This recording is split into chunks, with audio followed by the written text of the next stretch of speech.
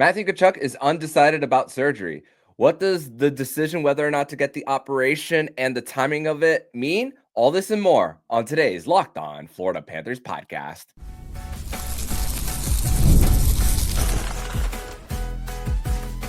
You're Locked On Panthers, your daily podcast on the Florida Panthers.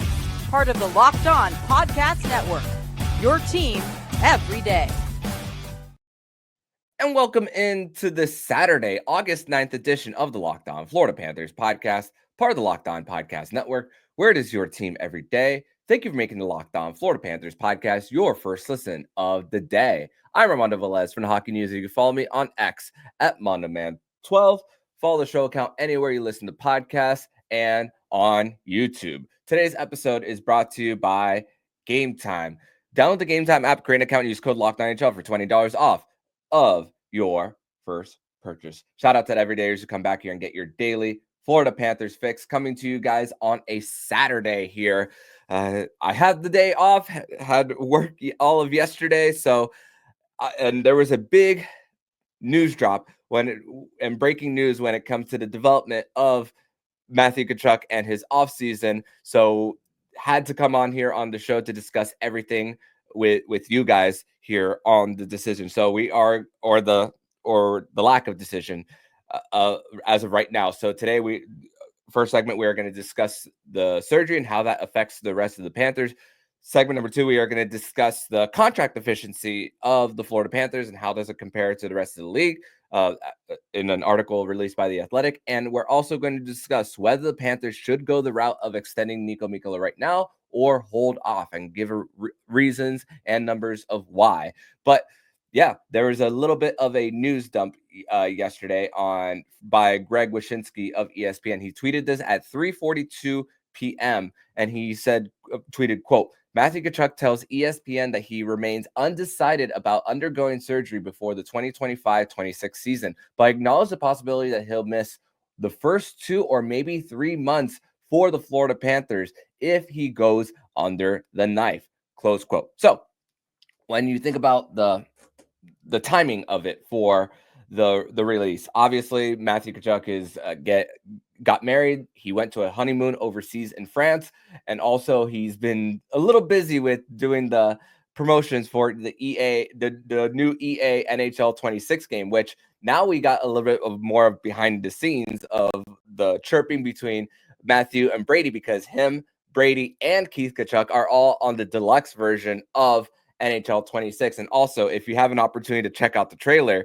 of it, it's pretty awesome. That came out Wednesday afternoon. So you see the marketing, like the likes of Macklin Celebrini as well, Connor Bedard, and even had a little bit of a highlight of Mitch Marner scoring a backhand goal against his former team in the Toronto Maple Leafs as a member of the Vegas Golden Knights. But when it comes to Matthew Tkachuk and the decision to get surgery, so the timing is going to be everything when it comes to this. And the thing is, right now, it's not crunch time when it comes to the decision, when it comes to Matthew Tkachuk.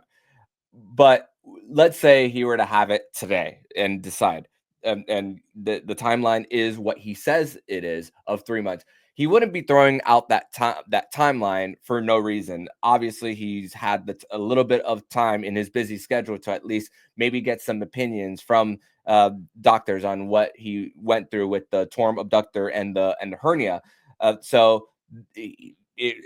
it's not just one opinion that he probably looked for there. So he's probably hearing the same things from different voices as well. So if you were to get that operation today, and the maximum is 3 months, that would leave him into the second week of November and game number 15, 16 of the season, which the Panthers right now in that part of the year will be going on a California trip plus Vegas in there. And if it's exactly on the 3-month mark, it would be at the tail end of that trip against the Vegas Golden Knights. So chances are Paul Maurice would want to bring him back at a home game after. So the Panthers would return home after that. So a few days later, the Panthers would be back, and that would be the return if he were to get it today, August 9th. But I'm not expecting that. So chances are he's going to be out a lot longer than the 15 games. So it also qualifies for the Panthers to start off the season in LTIR. So when it comes, remember, once again, the LTIR rules of when you are originally placed there, it's either it's the combination of 10 games and 24 days. So you have to fit both of those requirements before you are eligible to return. And the Panthers' first game being on October 7th. If I'm doing my quick math here, when it comes to the 24 days and the 10 games, that would bring them back into the lineup on the very last day of the month, October 31st, Halloween. So, and again, we just spoke about how exactly 3 months from now, it would be a little bit after that. So entirety of the month of October, but also, yes, the Olympics are on his mind when it comes to his ability to get back on the ice. But if it's the November timeline, as of right now that we're talking about, at least the earliest that he could return, again, this is assuming that if he were to get it today, which he's likely not, this would give him a little bit of a leeway to get at least back into game speed and then get ready for the Olympics. And truthfully, the great part about all this is the fact that he's one of the first players named onto the Olympic roster for Team USA. So once again, it is not crunch time when it comes to Matthew Tkachuk. But the decision, I'm not going to come here and say whether or not he should get it. I'm not in the position to tell a grown man what to do with his body. If he wants to walk around and be hobbled and play with a nagging injury, that is on him.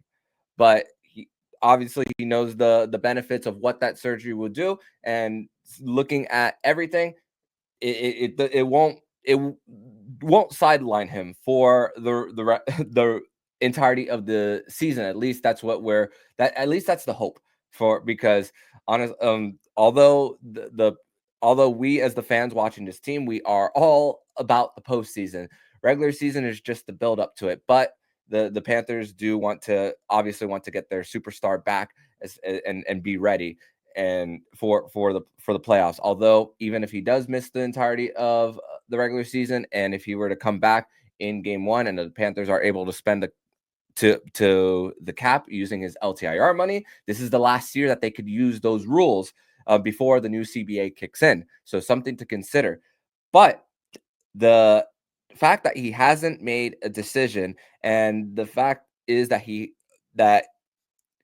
shouldn't take too long to make it, it affects so many people around him. Obviously, we've spoken about the possibility of the trades of an Evan Rodriguez and or a Jesper Boquist into the lineup. So that decision for Matthew Tkachuk to get the surgery, obviously he's going to discuss with the management. He's going to discuss with team doctors, and Bill Zito's not going to put himself in a similar position to what the Buffalo Sabres did with Jack Eichel, saying you have to get this specific surgery. Obviously, we're talking about a lower body injury with the abductor and hernia. In this case of the Buffalo Sabres, it was with Jack Eichel and a neck procedure that he was going through. So doesn't seem that Bill Zito is going to try to micromanage things here when it comes to the decision. But his decision does affect other guys around him. So again, all the boxes are checked for LTIR and for the Panthers and their ability to bring guys up during the at least fill out 23 for the time that he is gone. So right now for the Panthers here, if they were to trade Erod and Jesper, that would give the Panthers $775K, and that would give them an opportunity to bring a 13th forward into the mix. And honestly, as of right now, I'm assuming that the 13th forward would be Mackenzie Entwistle, because some of the guys that are under contract for the Panthers, even those guys on their entry level deals, they would exceed the cap by just a couple $100,000. So the opportunity for the Panthers to have like a Sandis Vilmanis, if you want him to be into the mix with the Florida Panthers, you'd have to have him in the beginning of the year and then send him back down. But if you start the season with Mackenzie Entwistle into the mix, you don't have to worry about the transactions up and down into the lineup. Your chances are you're going to stay with the seven defensemen that you have on the roster. So the avenue for Miklas Havorka to be part of the mix here, and even Mike Benning here, are very low. Chances are Toby Bjornfoot is still going to be the first guy to be called up defensively, but chances are he's gonna fight for a spot in training camp and likely placed on waivers at the end. At least that's my prediction for what the Panthers are going to do. So if I had to guess the 13th forward here on August 9th, 2025, I think Mackenzie Entwistle will end up being the 13th forward for the Florida Panthers because the numbers are what makes the most sense for the Panthers. They'll be exactly at $0 if once Matthew Tkachuk is activated there. So he still has a little bit of time, but you don't want him to take too long when it comes to making the decision whether or not he should. So yeah, we will see, and we will bring you more developments as we know it and bring them to you here on the Locked On Florida Panthers podcast. But coming up in segment number 2, we are going to discuss contract efficiency. Every year, The Athletic puts out an article on contract efficiency across the league, and where do the Florida Panthers stand across the NHL? We'll discuss that and more next here on the Locked On Florida Panthers podcast. Today's episode is brought to you by Game Time. And have you ever decided at the last minute to head to the ball game with friends or family? Maybe it's game day and you suddenly realize that you want to be in the stands. That's exactly where Game Time comes in. It's the easiest way to grab last minute tickets without the stress. With the money you save on tickets, you can splurge on food, drinks, merch, or even invite bigger groups to come with you. Game Time makes it possible. Game Time makes buying tickets fast and simple. The price on the app usually drop closer to first pitch, so you get incredible last minute deals, seat views, and the lowest price guarantee. And with those Miami Marlins having a chance to at least contend for the wild card, you might want to go to the Game Time app and get your tickets there. So take the guesswork out of buying tickets, download the Game Time app, create an account, and use code LOCKEDONNHL for $20 off your first purchase. Terms apply. Again, create an account and redeem code LOCKEDON NHL for $20 off. Download the Game Time app today. Last minute tickets, lowest price guaranteed.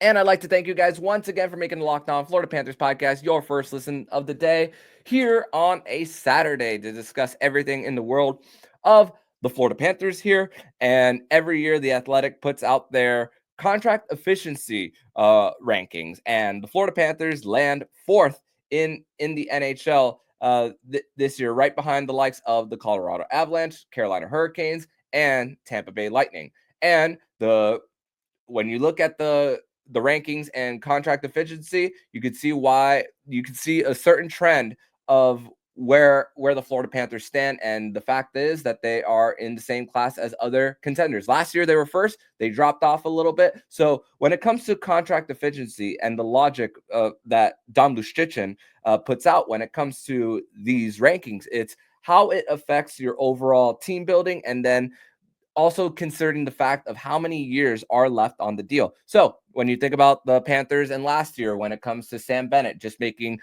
in between 4 and 5 million, 4.4, and him bringing being a second line center, that is a type of contract that the Panthers on the books is seen as a high surplus value for the Florida Panthers. So that's really what the logic here is. It's not necessarily the be all end all on whether a contract is worth it, because we're gonna screen share here for right now for you guys here on the show on what the chart actually looks like here. So as you can see, Sam Reinhart is seen as the best surplus value for the Panthers here.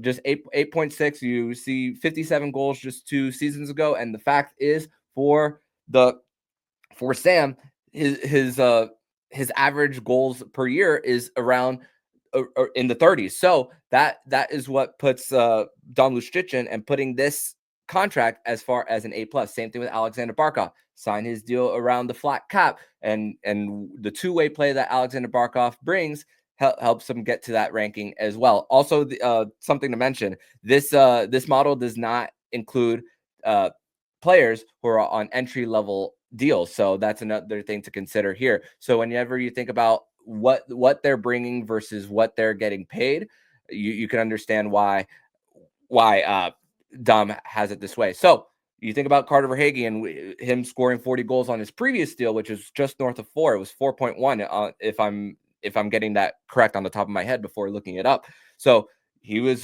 scoring in the 30s, 40s. So that had a higher surplus value. So we've seen a little bit of a drop off with Carter Verhaeghe. He's making just about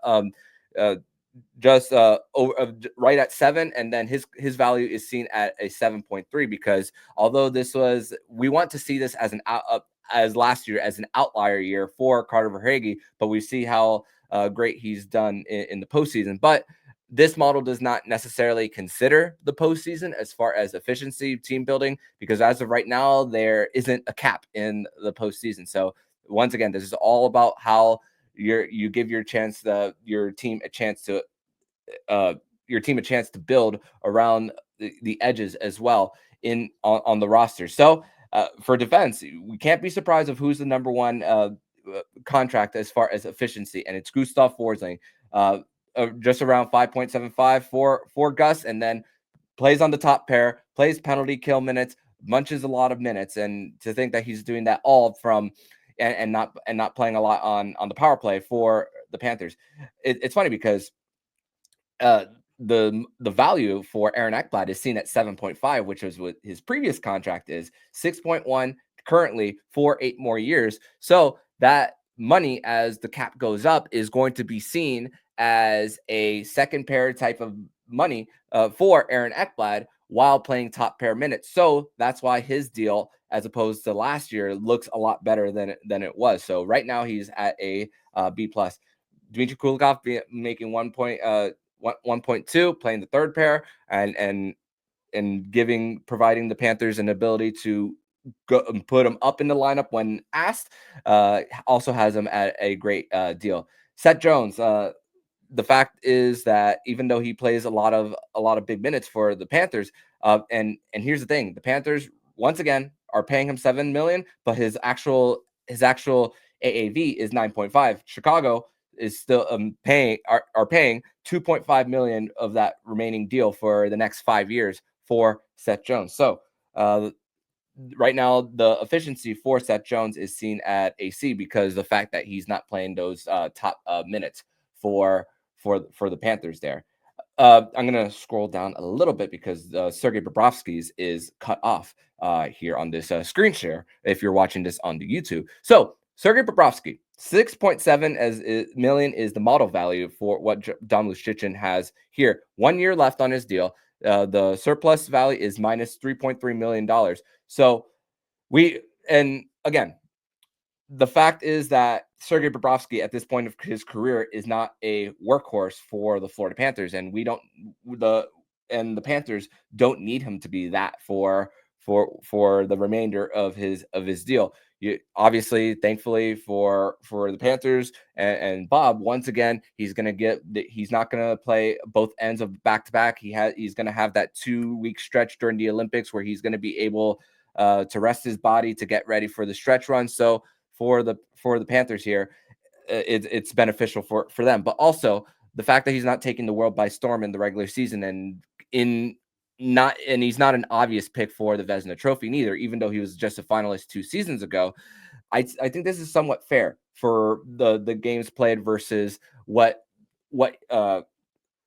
and the fact is that he's not always stealing games for the Panthers, because although the Panthers are a defensive first team, you see so many guys on the lineup who have the ability to score 40 goals. Sam Reinhart, Matthew Tkachuk, and with a healthy Alexander Barkov, we're still waiting for a 40-goal season. But the amount of time that Alexander Barkov misses in a season, I don't think we'll ever see 40 goals from him. But Sergei Bobrovsky, once again, is the most interesting one for me when it comes to looking at it, because I tried to look up the other guys around the league who you consider the best in the league. When you look at Igor Shesterkin, his contract for the New York Rangers is one that's not really is also a negative surplus value for them based on the ability to build the roster. So this is the first year that the New York Rangers are going to be under that deal. So it's cost them in a way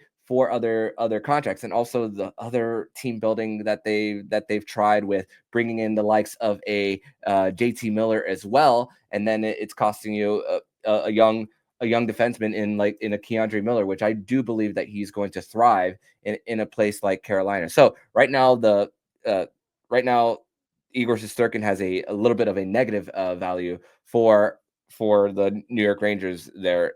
His value is seen at 10.2 while he's making 11.5. The only one of the top goalies that is seen as a plus value is Jake Ottinger. He's making north of 8 million, and also the fact that he's a workhorse, the combination to that. So although the Dallas Stars were in a little bit of a squeeze, the fact that Jamie Benn is back on the lineup for 1 million with a lot of bonuses, and also the fact that Tyler Sagan's contract is very close to the end. This helps with the roster building, although they still have a lot of decisions when it comes to, do they keep a Thomas Harley or a Jason Robertson? I don't think they'll be able to keep both. So that is gonna make the decision a lot harder for them. But the when you look at Ottinger's contract and the cap going up, that $8 million deal is going to be seen as a $6 million dollar deal as far as percentage of the cap, just from a few years ago, and he got that deal just recently for the Dallas Stars. So at first I was just like, why is it so low? But then you think about what Bobrovsky brings in the regular season, and consider it's going to be still around like the 50-55 game mark for him and how it affects. But the fact is that the Panthers put around contracts around the Bob and again, assuming that he would sign a 1-year deal next year for the Panthers if he were to stay around, because they've said it multiple times that they do believe that their goaltender of the future and the now is Sergei Bobrovsky. He's not going to make 10 million on his next deal. Come next year, if he signs a 1-year deal for 5 million, which I believe that would be his floor, that is going to be seen as a plus value, and probably going to be seen as a total grade of an A when it comes to what his deal would be. And the fact is that it wouldn't be a lengthy deal as well. So those are the things that kind of stuck out for me when it comes to this these efficiency rankings for the Panthers, which fourth around the NHL, which you still love the fact that they are in that position and they are still seen as one of the elite of elites. I mean, back-to-back Stanley Cups will do that for you. Also, I do want to mention, before we do transition into the next part of the show, that if you're looking at this and you see that Brad Marchand and Sam Bennett, of what their value is, that Marchand model value is at 3 million, while Sam Bennett's is at 5.5. And we've even talked about it at the beginning of the offseason when that contract was first signed, that you are looking at the value of that contract being for the first few years, and then we are expecting the drop off for Sam Bennett later on in the remainder for the deal. So and the fact is that he hasn't scored more than 50 points in a season. But the fact that he performs well into the playoffs, he's won the Conn Smythe, there's a part of me that really truly feels that Sam Bennett is going to possibly get his first 60-point season this coming year. Who knows? And take another step there. If he is in fact healthy for the year. But I can understand why that contract would be seen as one that it might not age the best. And same thing with Brad Marchand, 37. That one's going to end at age 43, and you could definitely see that there's probably going to be some kind of drop in value for Marshy. But we're going to transition over to segment number 3, where we are going to discuss Niko Mikkola. He's had his day with the Cup recently, and the Panthers will have to make a decision on him soon. Should the Panthers hold off on trying to extend him, or try to get it done before the season starts? All this and more next here on the Locked On Florida Panthers podcast.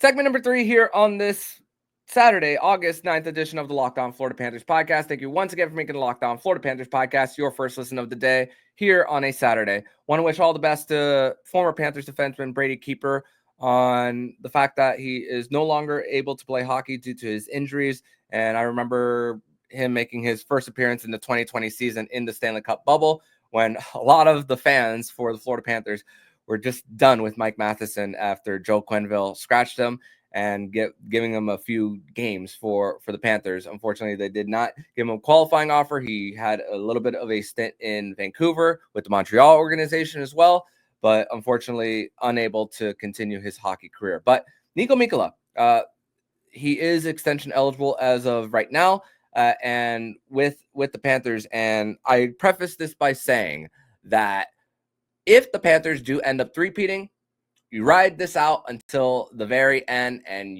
we're talking dynasty, we're talking about legacy across the NHL for the Panthers, and just putting their stamp as the best team in the cap era. But assuming that the projected cap is going to be $104 million, and this is kind of what the Panthers numbers could look like next season. Right now, if you're adding all the names who are under contract next year for the Panthers, it's just over $24 million. But let's remember that the Panthers, as of right now, if Matthew Tkachuk does return and those trades that we mentioned in the beginning of the show do happen, they could get up to $27,625,000 worth of cap for 11 spots. And when you think about the priority of guys who to get under for a young Mackie Samoskevich, who sacrificed a lot, although he really didn't have any negotiating power, he couldn't go for an offer sheet, nor was he arbitration eligible. Mackie Samoskevich is arbitration eligible going into next year. So that is a priority this time around. You can't save him I don't think you could save him for last like you did last year, although he will still have RFA status. You still want to have that great relationship with him. He's going to get all the opportunities for the Panthers come next season for them. So assuming that as we mentioned with Sergei Bobrovsky's contract, with the floor possibly being $5 million, I could be wrong there. Mackie possibly makes around like the $3 million-ish mark for the Cats here, and maybe it's a deal that would take him all the way to his UFA year. So that would leave just around $21 million for 9 more spots. But again, just like how the Panthers will probably be up to 22 roster spots taken out of the 23, and also, well, the fact that they're also going to carry the emergency backup goaltender, but that's probably not going to be a deal that's probably going to count against the cap. So for what that's worth, but that would leave once again around 9. Let's say it's going to be 9 spots as opposed to 10 with the Panthers. So you're talking maybe around just over $2 million for the Panthers on each player remaining to fill the roster spots after you take care of Sergei Bobrovsky and Mackie Samoskevich for the Cats there. And when you look at second pair defensemen across the league and who's making what, you're looking at guys who play the top pair minutes that are making around, let's say Niko Mikkola wants a deal that's around double of what he's making. Right now, Niko Mikkola is making $2.5 million, and he wants to make about double that. Shea Theodore of the Vegas Golden Knights and Gustav Forsling of the Panthers are first pair guys making the second pair money, along with guys like an Asa Lindell of the Dallas Stars. And then you see guys who are playing second pair minutes for different teams, like a Sam Girard of the Colorado Avalanche, of Nikita Zadorov of the Boston Bruins. The issue with Zadorov's contract is just the length and his age, and the fact that the Bruins have had a hard transition after the likes of Patrice Bergeron and David Krejci retiring. That's a deal that I have to go look back at that Athletic article to see the efficiency of Nikita Zadorov's contract. There actually, it's still open. Zadorov's contract is actually seen as a C- contract for the Boston Bruins there. So when you think about the opportunities for Niko Mikkola to make more, and obviously with some other teams across the NHL who haven't spent nearly to the cap or floor. Even when you look at the likes of a San Jose, Chicago, who are going to spend big money. Yeah, the Chicago Blackhawks are likely going to give Connor Bedard an extension around the $9 million range. San Jose is likely going to have a lot of open cap space. Those are probably guys who could possibly offer Niko Mikkola even more than, let's say, we are projecting $5 million. It's going to be a competition to get him if he does hit the open market. And once again, if the Panthers repeat, you sign him. But in the case of the cap and the projection being at 104, it has the possibility to go up even more than 104. Although it was said 95.5, 104, and then 113.5 as far as what Gary Bettman said before the postseason. And the Panthers are not going to be in a position to big game hunt for a trade or a free agent signing, which, although 2026's UFA class is one that has a lot of names on it, how many of those guys are actually going to hit free agency for in the NHL? So that's also a question to ask when it comes to that. And when you look at the Panthers and who right now is in Charlotte for left-handed shots, Niko Mikkola, left-handed shot, more of a not always a stay-at-home defenseman. He can activate into the offense. I mean, there was that play in Toronto that he took it to the far side corner. I think it was Eetu Luostarinen was the forward that was tagged back, and he gets back to the blue line, handles the puck, and then fires a slap shot for a goal. That was just an outstanding play. And another great play, him tapping the stick, and then him on that backhand feed to AJ Greer against Carolina. Just a chef's kiss type of goal for him. But the left-handed shots that the Panthers do have right now in Charlotte are Tobias Bjornfoot, Marek Alscher, and Evan Naus for the Panthers. But if the Panthers truly believe that Uvis Balinskis is ready to take that next step, and we've had a whole bunch of frustration about Uvis Balinskis and how and it's not necessarily that he's pinching at the wrong time, because that's the Panthers game. Activate that F1, bring the pressure up along the wall, and then not only the pinch along the half wall, but also the other defenseman on the other side, at least coming to cover the middle to at least disrupt that breakout pass and possibly get their stick on the fully lined up on the ice to at least stop a breakaway opportunity. So, but it's also been the fact that Uvis has mishandled pucks, and that's put the Panthers and Uvis Balinskis' D partner and at time and most of the time Dmitry Kulikov on a little bit of an island on odd man rushes. So this is going to be also an important year for Uvis Balinskis if they really do believe that he's ready to take that next step. And his next deal is not probably going to be near what Niko Mikkola is making right now. So if you truly believe that he is that guy who is going to take that next step, he's played third pair minutes, but the thing is he hasn't even played a third pair minutes for an entirety of a whole year, which it's probably going to be some interchanging between him and Jeff Petrie this season. Are they going to be more reliant on Jeff Petrie coming into the mix? Chances are, just like Nate Schmidt, Petrie's probably going to be a scratch opening night because they're going to give the chance of guys who were on the team to be in the lineup and see that banner raised. But then we'll see a good amount of Jeff Petrie in the lineup. So if they truly believe that Uvis is the guy to take that next step and be part of the lineup, or Dmitry Kulikov can go up in the lineup like he's done plenty of times, that's another thing for the route that the Panthers could go down. But when it comes to whether or not the Panthers should or should not extend them, don't close that door fully. If they do fall short of three-peating, I do believe that the Panthers should keep their options open for the offseason. So I believe that the Panthers should hold off on it and check out. Let's see how the landscape looks around and see how everything goes because you still got to see whether or not the guys mentioned are going to be in the lineup, because we spoke about how there could be another injury that you could keep Evan Rodriguez and Jesper Boquist beyond this year, because they would have term on their contract even after this season. They have 1 year left, 2 years left if you include this coming year on their deal. So that's another thing on to check out the landscape, and you just don't want to cap strap yourself even with a rising cap for the Panthers here. So I think the best decision for the Panthers when it comes to how to handle Niko Mikkola extension is to wait for where to see how the landscape looks for the entirety of the league. So that's my take on it.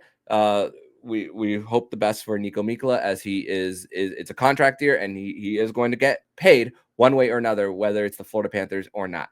But that's going to do it for today's edition of the show. Thank you once again for checking out the Locked On Florida Panthers podcast.